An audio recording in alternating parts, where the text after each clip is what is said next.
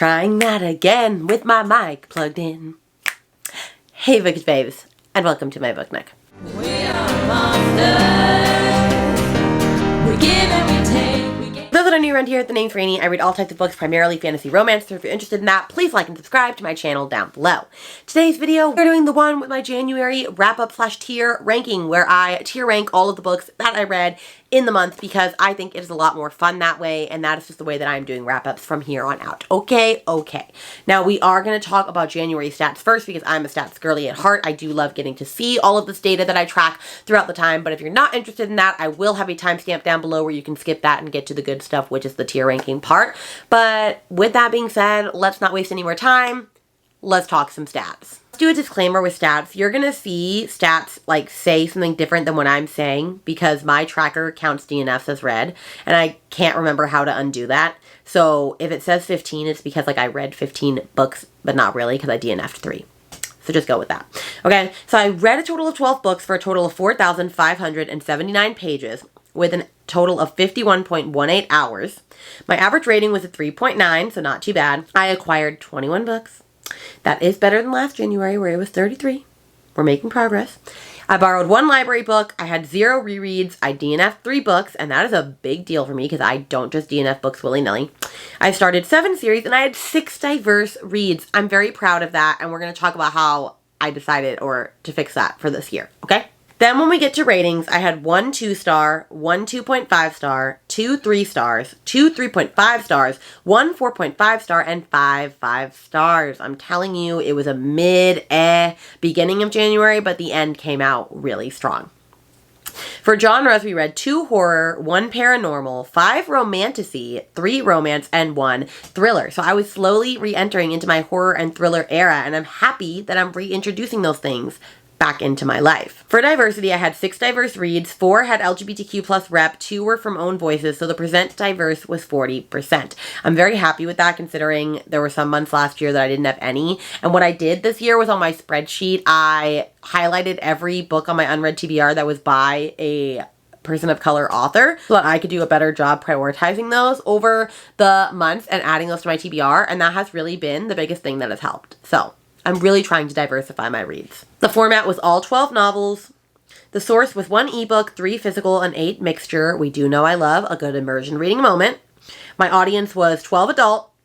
I acquired 4 from a book box, 4 from a bookstore, 2 from Pengo, 1 from library, 1 from Amazon. For authors, I read 1 author's debut work. I had 4 new-to-me authors and 9 read from before, so I did stay a lot of the similar ones that I've read before for now. Series, I read 10 that were part of a series and 2 standalones. And now we're just going to go through every book that I read in the not in the order, but in order of like DNFs to 5 stars, but they're not necessarily ranked within like those, and just share what I rated it. Secret book, not sharing it this time. The Curse of the Wolf King, DNF at 20%. A Tempest of Tea, DNF at 12%. Certain Hunger, DNF at 20%. Until Memory Fades, 2 stars. Fortuna Sworn, 2.5 stars. The Hunted Heir, 3 stars. Bury Your Gaze, 3 stars. Angel's Blood, 3.5 stars. Iron Flame, 3.5 stars. God of Malice, 5 stars. A Good Girl's Guide to Murder, 5 stars. Heartless Hunter, 5 stars. Just for the Summer, 5 stars. And This Woven Kingdom, 5 stars. Now let's get into the tier ranking.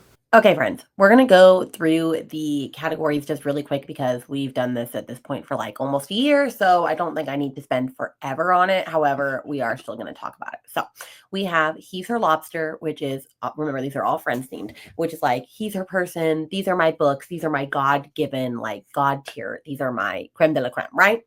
And then we have What's Not to Like? Custard, good. Jam, good. Meat, good. Like that's when Joey is saying that the trifle that Rachel made that's like half meat, half dessert is still good. What's not to like about these books? Like they're perfectly fine. They're fun. I had a great time with them. They're generally like my 4 stars. Like I would recommend them widely. I had a good time.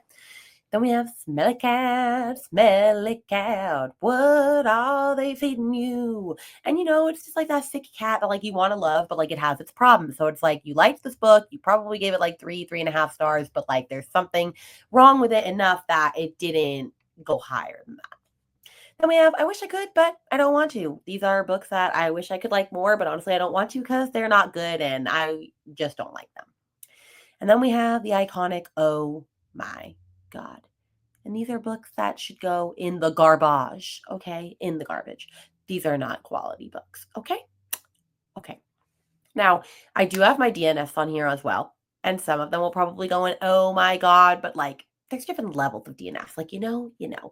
Anyway, there's also one book that we are not rating that is secret. And so you won't see that book on here until eventually. All right, well, we're knocking it out the gate with Fortuna Sworn. And I don't know if I want to put it in oh my God. I think I'm going to put it in I Wish I Could, but I don't want to because I did want to like this book. Now, I didn't go in necessarily thinking I was going to love this book, but I didn't go in thinking that I was going to think this was the most boring romantasy I've ever heard of in my life. Like, I didn't see that journey for me either. This was not very good. It was too short, but also too long, if that makes any sense. And I just didn't care about a single character. I didn't care about what was going on. I got the cringe and the ick several different times throughout this book. It just was not for me. And so I was able to DNF an entire series from the jump and not invest in it. And this is one of the only times where I haven't bought an entire series before reading it. And thank freaking goodness. Then we have The Hunted Heir. And I also have to put that, I kind of want to put that in oh my God. Is that so bad to say? But I'm going to put I Wish I Could, but I don't want to because this book was so upsetting on so many levels. This book was nothing like the first book. The first book was like absolutely fabulous, fun, a lighthearted popcorn romantasy read. This book feels like nothing happened in the 200 pages. And that's because genuinely nothing happened. And then it ends so abruptly that you're just sitting there going, huh, did you run out of time before the due date? Like, could you have not pushed back? Like, why did we write this book is kind of what it seems like. And I'm kind of upset. In fact, I know I'm upset. And I know a lot of my friends that are not actually going to finish and read the third book. I'm going to see how it all pans out. But it's not looking good, Miss Renee. It's not looking good. Then we have Curse of the Wolf King. And I'm not going to put that in oh my God. There are worse DNF books. That is also, actually, no. That's going to go in Smelly Cat, what are they feeding you? Only because on paper, this book is fine. Like, it's a retelling, Beauty and the Beast-esque. Like, it's fine. It just didn't work for me. And I couldn't really put my finger on, like, why it didn't work for me, what was wrong with it, what I didn't appreciate about it, but I was just really bored and found myself not being able to lock in on the story at like 20%. And I knew that I could keep pushing through, but why was I going to do that? Like, what was going to be the purpose of me pushing through? Nothing good was going to come from it. So I stopped. Oh, then we have Just for the Summer. That is going up there in He's Her Lobster. That is my favorite Abby Jimenez book to date. I absolutely love this book. I love the way that she touches on real world issues while in a relationship. Justin is just the perfect book boyfriend. This book was so freaking good and magical. Like, Abby Jimenez gets better and better with each book that she writes. I just am obsessed. I don't know why I waited so long to read this. I'm so glad the BookTuber's Best Books made me read this. If you haven't read an Abby Jimenez, I do recommend this. However, please, if you're not going to read both books in the Part of Your World series, you need to read book one to understand the connections. I'm telling you, please don't skip it. Do yourself a favor. Certain Hunger. That's going in oh my God. That is why the DNFs are here. Okay, I have to roast this book. I do. This book is bad. This book is bad. Okay? It is crass as hell. It is disgusting. It is just so beyond pretentious. Like, and I'm normally not bad about a pretentious book. But the way that this book was written, it just feels like this woman took a thesaurus and changed every single word that she possibly could to make it sound smarter. So that was already annoying. On top of the fact that this woman is a food critic who also kills her boyfriends, right? And is a cannibal, but there's no cannibalism in the first 30% of this book. And it's only like a 200-page book. So like, why are we being slow to the cannibalism? Okay. Then and I love this 1-star comment. There was someone that said that you will know her vajayjay inside and out better than you will know the plot of the book. And honestly, I agree with that statement. There were so many comments about the vajayjay. So many comments. And after just a couple really, really bad ones, you just can't go further. So I DNF'd, and rightly so. I will never read another book by this author. I am done. I am done. Okay? Okay, now that that's over, let's go to A Good Girl's Guide to Murder, and we're going to put this in What's Not to Like. Even though I gave this a 5-star, it is not 5-star level like Just for the Summer. I had so much fun with this book. I've been sleeping on this book. I don't know why I waited so long to pick this book up, but I'm actually continuing this series pretty close together because I'm going to be reading the second book for my Get a Clue readathon, which is happening right now. You're always welcome to join. You're not late. And I absolutely love this. So if you don't happen to know what this is about, it's about our girl Pip, and she is for her senior project, I think, or junior project, basically trying to figure out a cold case of a girl from her high school a couple years back that was killed by her boyfriend. And so she's trying to uncover that. And of course, the killer is coming to light because he's like, please stop trying to find out what happened to her. So anyway, it was so fun. I flew through this book. I read it in like a day, and I'm watching the series, and I'm actually liking the series. And I know that that's a hot take because a lot of people think that it's not that good, but I'm kind of liking it. This Woven Kingdom. Ooh, I don't know. I don't know where to put that. You know what? We're going to put that in What's Not to Like as well, even though I also gave that a 5-star. I had so much fun with this book, and like this is a fantasy romance that is not a fantasy romance, if you know what I'm saying. Like there is no real romance in this. Like it's a little insta-lovey, I'm not gonna lie, and there's only like one kiss in this book, but it just kept me intrigued so much by like the writing and the story. Even though if you take it apart, not actually that much happened until like the last 5% of this book, but I was just captivated. Just knows how to write a story that I'm going to invest into. I was invested in all of the characters. I think it's very unique world building and system. I think it's a really magical book. I can't wait to move on to book 2. I just had the best time. I annotated it. I annotated at least tabbed. I want to still like go in and highlight and stuff, and I'm going to when my hardcover copy that I am going to buy soon arrives because I used my Fairy Loot edition. But like this series is probably going to be a top series for me. Like I can't wait to continue on. Iron Flame, you're going to go in Smelly Cat because I am disappointed in you, Miss Ma'am. Okay. Fourth Wing, I reread in December. 5 stars again. Absolute 5 stars. Fourth Wing can get it. Okay. Fourth Wing can get it. This cannot get it. This is a 3.5 star, maybe even a 3. It was a slog. I was at 40% for like 3 freaking weeks. I literally finished most of Iron Flame on the day that Onyx Storm came out. And I'm in the middle of Onyx Storm right now, and I'm having a much better time than I was with Iron Flame. But like, I don't know what it was about this book. It was like too long in certain areas. And it was just so different than Fourth Wing. Fourth Wing was like highly romantic-y, and this book was highly political. And like I do like a good in the middle book, which I feel like Onyx Storm is doing well, but this did not do it. This did not do it. Am I intrigued in where it ended? Yes. Hence why it's a 0.5 instead of a 3. If I don't love Onyx Storm and it's not at least a 4, I'm not continuing on with this series. So Iron Flame, you have caused a lot of chaos. We have Until Memory Fades, and where do I want to put this? Let's put this in Oh My God, because I did not like this book. I don't know if I even really went into it thinking I was going to like it. Like, I like a good mafia dark romance, but like from the beginning, like of this novella, like setting up like the relationship between the guy and this girl, like I'm telling you, like he sees her one time and it's like, she's going to be my girl and she's a minor. Okay. That's just gross. That's gross. That's gross. And it was very cringe. A lot of things happened in this very short novella. Like it was just weird.